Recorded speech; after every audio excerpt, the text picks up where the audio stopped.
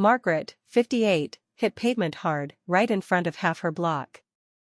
One minute she's lugging that thrifted Singer, next minute she's sprawled beside a riot of fabric scraps, dignity lost but opportunity found.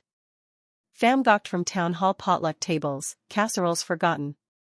Bruised knee throbbed, yet her gaze snagged on mismatched patches beneath her, a quilt in progress, abandoned mid-argument. That's when it clicked. She hauled herself up, flashed a grin sharp as her missing pinking shears, and haul she groaned as knees protested against unforgiving Boston concrete. That morning's stumble, right in front of Mrs. Kowalski's pristine hydrangeas, had been a spectacular failure of both balance and diplomacy. 3 years of icy silence between their brownstones, all over a misplaced trash bin and some choice words about peonies. Now here she was, sprawled like a tipped-over laundry basket, pride stinging worse than scraped palms. But she had survived worse. Widowed 52, she'd stitched grief into quilts until calluses rivaled her resolve. Patchwork kept her hands busy when memories threatened to unravel her, just like Grandma's worn thimble, rolling now in her pocket like a worry stone. So she did what any self-respecting Yankee with a stubborn streak would, baked a blueberry buckle, extra crumb topping, then hauled her sewing kit onto porch. Sunlight caught on emerald paisley scraps as she spread them with deliberate slowness, fingers lingering on nubby linen. Let whole block see. By week's end, curiosity outpaced grudges. Mrs. Kowalski hovered near fence, pretending to deadhead roses. Heard town halls doing a potluck, creator called, snipping a thread with more flair than necessary. Could use help quilting centerpieces. A beat. Your fam's got those steady hands, older woman hesitated, then huffed, marching over to inspect Margaret's stitches. Back in Lodz, we used thicker batting. A gnarled finger jabbed fabric. This'll pucker. Margaret hid a smile.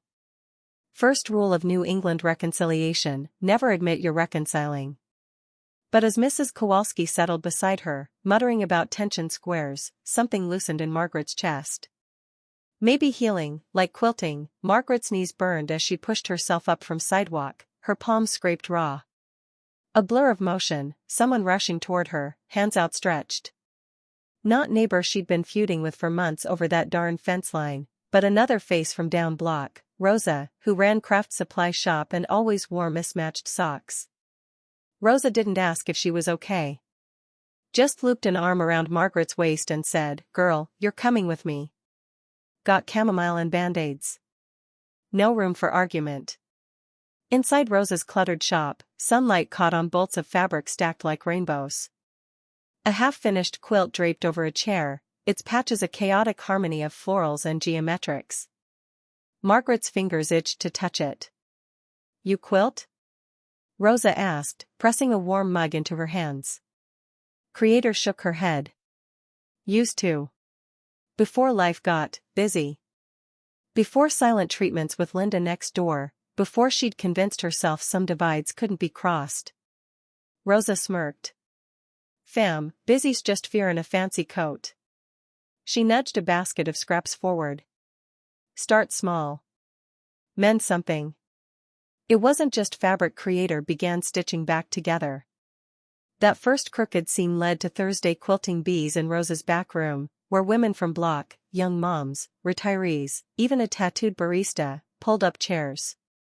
Laughter loosened old grudges. Thread connected what words couldn't. Then came potluck town hall. Creator arrived clutching her first finished piece, a table runner, uneven but vibrant. And there was Linda, arms crossed by deviled eggs. Margaret hesitated. Then she laid runner on empty table between them. "Could use some color here," she said. Linda stared. Then, slowly, she reached into her bag and pulled out a napkin ring, hand-painted, a little chipped. "Matches," she muttered. Under flickering fluorescent lights, their shared table became a patchwork of offerings. Not perfect, but stitched together, one stubborn piece a time. She groaned, clutching her knee as asphalt bit into her palm. Right in front of Mrs. Chen's pristine hydrangeas, of course. Next door's curtains twitched. Not out of concern, but that familiar Bostonian suspicion. 5 years of silent warfare over fence lines and snow shoveling had calcified into something uglier than winter slush. She limped home, pride bruised worse than her hip. Age wasn't just a number when gravity got frisky. But between ibuprofen and indignation, an idea prickled. That quilt draped over her armchair, scraps from her grandmother's apron, her son's baby blanket, fabric swatches from decades of stubborn love. Patchwork held stories. Maybe it could stitch up more than fabric. Town hall potlucks were neutral ground. Woman dragged her sewing machine there anyway, announcing a quilting bee for block. Bring scraps, she'd scrawled on flyers, tucking them under doormats like peace treaties. Half-expected crickets. Instead, 12 women showed up, including a tight-lipped Mrs. Chen clutching a silk remnant. Threading needles became an unspoken truce. Fingers fumbled first, strangers orbiting each other like wary cats. But fabric demanded focus, measuring, pinning, rhythmic hum of machines. Woman watched Mrs. Chen's shoulders unhunch as she matched a seam. Someone chuckled over mismatched polka dots. Doubt not her. Was this just crafty avoidance? Then she noticed quilt taking shape, jagged pieces forced into harmony.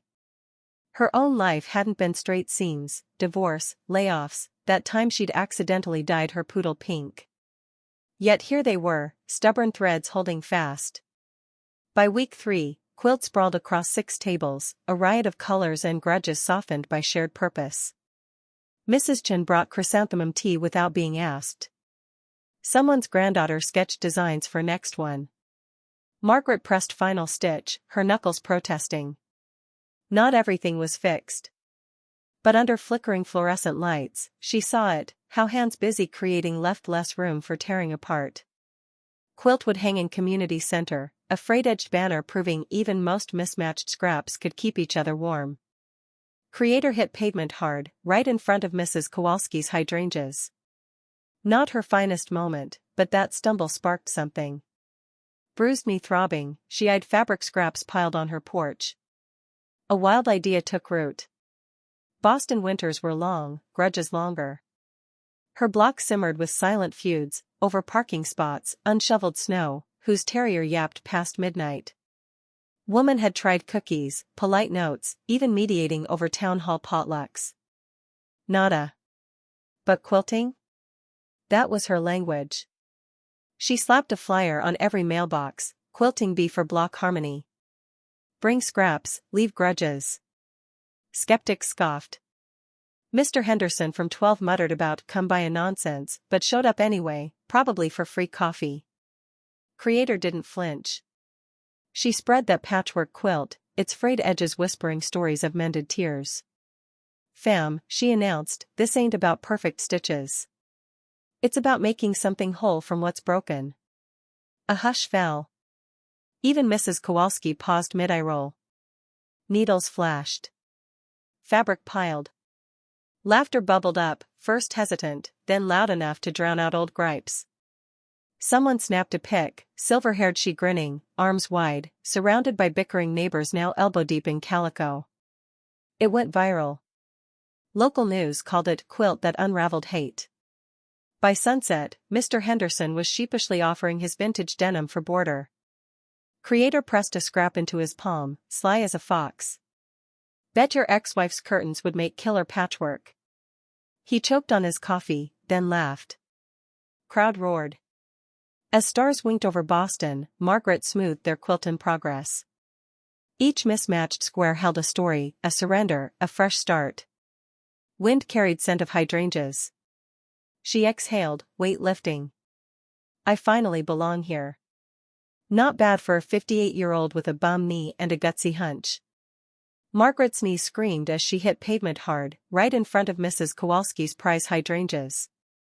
2 years of icy glares over trash bins, fence lines, and that one rogue basketball had led to this, a sprawled-out moment of clarity.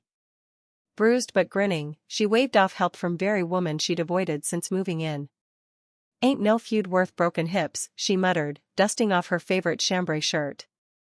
By Sunday, Margaret's dining table groaned under fabric scraps, floral, plaid, even a swatch from her late husband's bowling shirt. She fired off texts to Block's group chat, Quilting bee. Town hall. Bring thread, snacks, grudges left door. Skeptical neighbors trickled in, clutching casseroles like armor. But under Margaret's guiding hands, seams connected mismatched lives.